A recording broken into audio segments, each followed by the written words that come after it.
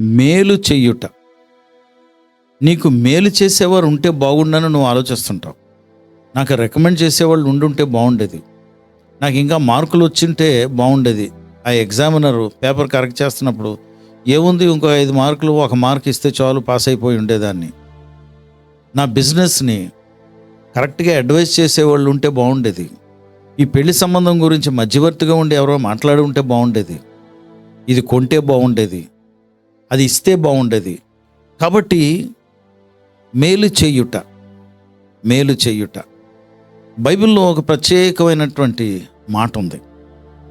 యాకోబు రాసిన పత్రిక 4వ అధ్యాయం 17వ వచనంలో మేలు చేయుట వారి వశంలో ఉండి, అంటే మేలు చేయగలిగిన వారు అయినప్పటికీ అది చేయకపోతే అది వారికి పాపంగా ఎంచబడుతుంది. If someone knows to do good and he doesn't do it, although he ought to do it, it is sin to them. అంటే మేలు చేయగలిగి అది చేయకపోతే పాపము.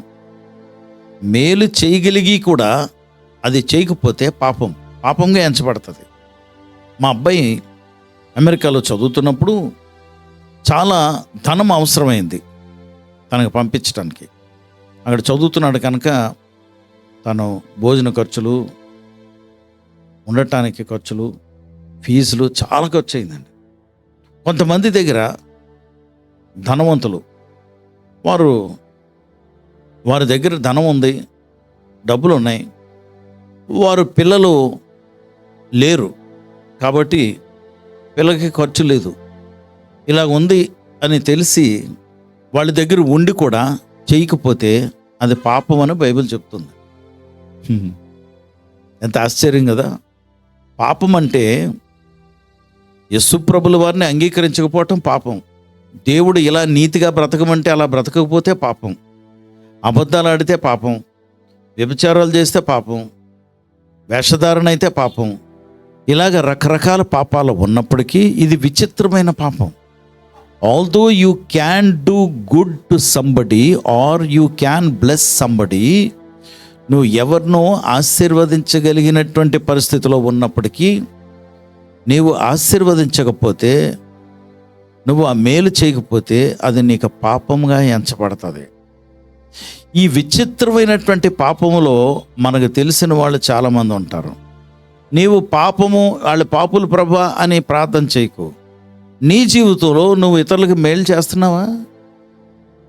ఒక మేలు గురించి చెప్తాను. నువ్వు రాజ్య సువార్త అంగీకరించి ఈ రాజ్య సువార్త నువ్వు ప్రకటిస్తున్నావా? నీకు మేలు చేయటం నీకు తెలుసు, ఇతరులకు చెప్పకపోతే వారి పరిస్థితి బాగోలేదని తెలిసి కూడా నువ్వు చెప్పకపోతే అది పాపం. ఆయన స్వస్థపరుస్తాడని తెలిసి కూడా నువ్వు చెప్పకపోతే అది పాపం.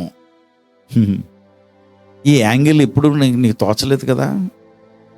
ఈ రోజు నుండి మార్పు కలిగి ఎక్కడ మేలు చేయగలమో, ఎవరికి మేలుకరమైనటువంటి మాటలు చెప్పగలమో, ఎవరికి రాజ్య సువార్త ప్రకటించి వారిని దేవుడి దగ్గరికి ఆకర్షించగలమో, ఎవరికి మన దగ్గర ఉన్నది ఇవ్వగలమో, స్వార్థంతో మనం జీవించక వాళ్ళు ఎలా పోతే మనకెందుకు, మన భోజనం మనకుంటే చాలు, మన కడుపు నింపుకుంటే చాలు, మన పిల్లలకి, మన భార్యకి, మన భర్తలకి మనం కొనుక్కుని మనం బాగుంటే చాలు, వాళ్ళు ఎలా పోతే మనకెందుకు అనుకోవటానికి లేదు. నో, అలాగ అనుకుంటే అది స్వార్థం. సో స్వార్థపరుల్ని దేవుడు ఇష్టపడ్డనమాట. మనం జ్ఞాపకం చేసుకుందాం, మేలు చేయటానికి ఇష్టపడదాం. మీ సంఘంలో మీరు మేలు చేసేవారుగా ఉండండి, దేవుడు ఆశీర్వదిస్తాడు. పాపంలో ఉండి మన పరలోకంలోకి కూడా వెళ్ళం. భయంకరమైన పరిస్థితి అది. కాబట్టి సిలువ 2 డైరెక్షన్స్ చూపిస్తుంది. ఒకటి పైకి ఒక కొయ్య అడ్డంగా ఉంటుంది. పైకి ఉండే కొయ్య దేన్ని సూచిస్తుంది అంటే పైనున్న దేవుణ్ణి. అడ్డంగా ఉన్న కొయ్య దేన్ని సూచిస్తుంది అంటే తోటి ప్రజలు, తోటి సహోదరులు. మనం పట్టించుకోవాలి. పరిశుద్ధుడా ప్రభా, నీకు వందనాలు, స్తోత్రాలు. నీ బిడ్డలను జ్ఞాపకం చేసుకోండి. మేము మేలు చేయగలిగి కూడా మేలు చేయకపోతే అది మాకు పాపంగా ఎంచబడుతుంది అన్నారు. అనేక మార్లు మేము నెగ్లెక్ట్ చేస్తున్నాం. పట్టించుకోవటం లేదు. మమ్మల్ని క్షమించమని ప్రార్థన చేస్తున్నాను. మీ చేతులకి మమ్మల్ని మేము అప్పచెప్పుకుంటున్నాం. మమ్మల్ని క్షమించి మీ ఆత్మతో నింపి మాకు సామర్థ్యత కలుగు చేశారు. మా చేతుల్లో ధనం పెట్టారు.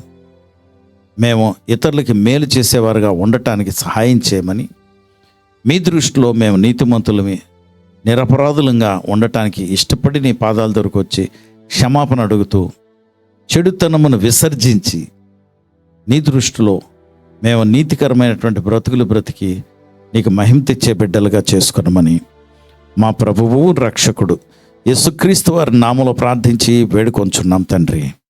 ఆమేన్.